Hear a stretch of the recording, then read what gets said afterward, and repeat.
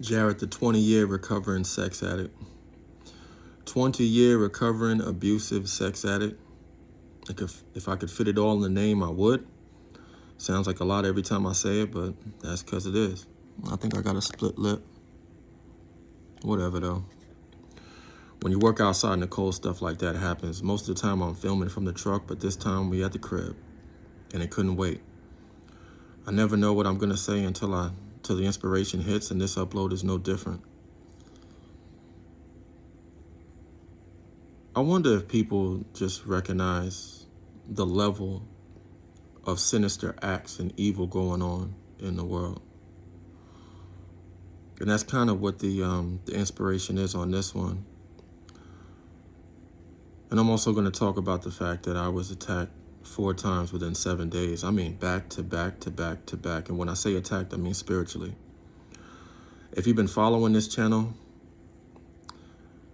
you've seen the maturation over the last couple of years. You've seen the growth. And I just want to point out that I haven't been opening any doors. You know, if you do pay attention to me and what I talk about, I don't smoke, I don't drink, I don't watch porn, I don't masturbate. I've been celibate ever since I slipped up and slept with 3 women in about 6 months. But before then, nothing's changed.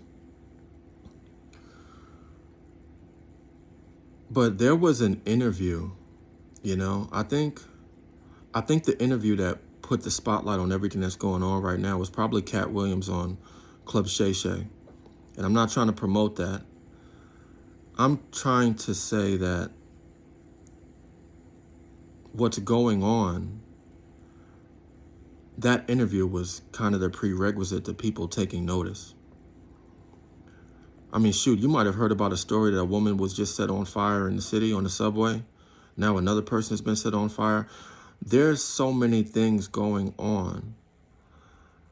And the fact I'm going to tie this in on me being spiritually attacked, I think the devil knows that his time is coming to an end. Now, this battle has already been won. And y'all out here thinking I'm playing, man. I'm not playing. I take this seriously. I take this everywhere I go, especially to work. Some people know what it is, some people don't. I don't advertise it. It's not my job to. But if you look closely,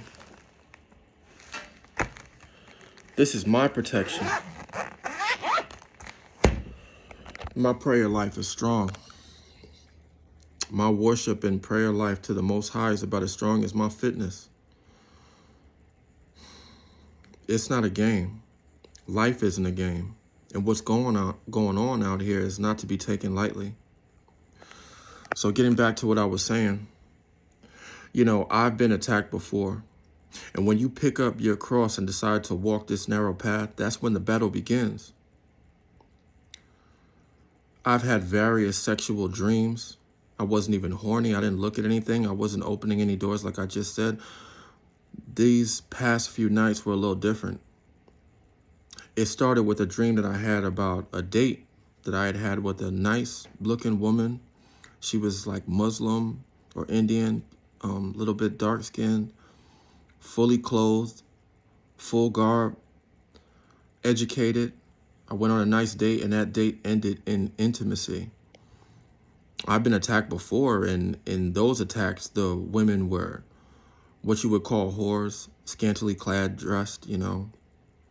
They had giveaways, and a lot of times I was able to fight those dreams off. This one particular dream, I actually released in a dream, and when I woke up, I felt violated. I felt bad. For the first 15, 30 minutes, I felt like I let myself down, and I let God down. And I realized the devil's pulling out all stops. And some people are going to think I'm crazy. Some people don't know what I'm talking about. Some people are like, Jerry, you tripping. I'm not tripping. Look at what's going on in the world. After that dream of being attacked, I was attacked again and again and again. This happened back to back to back to back. You know what's crazy? When I talk about the Lord and I talk about God, I don't get views. But if I put up anything with my shirt off and flexing, then, you know, it goes through YouTube's algorithm. I'm saying all of this to say that I think people need to get right with God.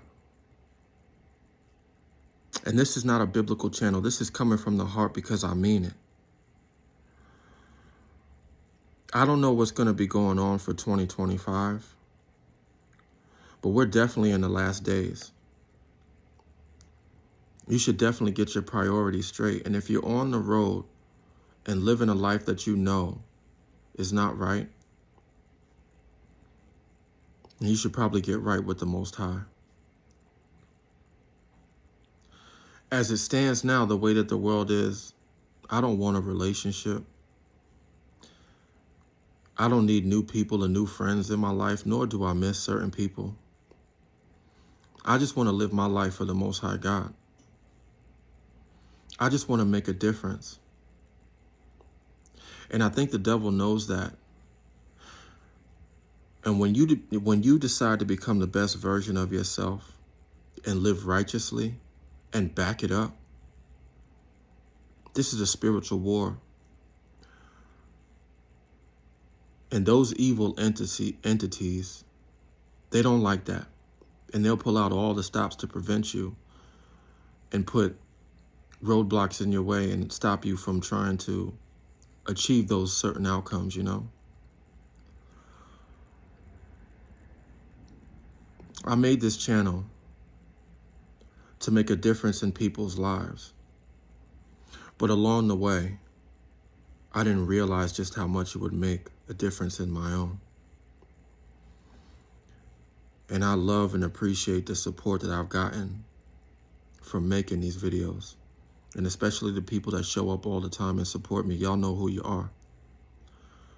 So I just had to come over here and say this, you know?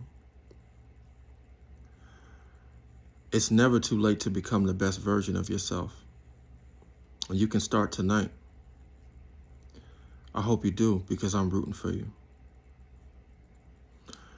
I don't know where this year is going to go, but it's not going to be good. But it doesn't mean that you still can't stand for something and make a difference in people's lives. But it starts with you, and it starts with everyone being accountable for their own actions. Because what goes on in the dark will be exposed and will come to light.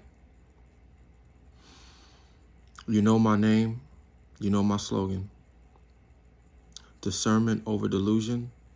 Live and stand for something greater than one's own self-gratification. I love y'all, and I'm out.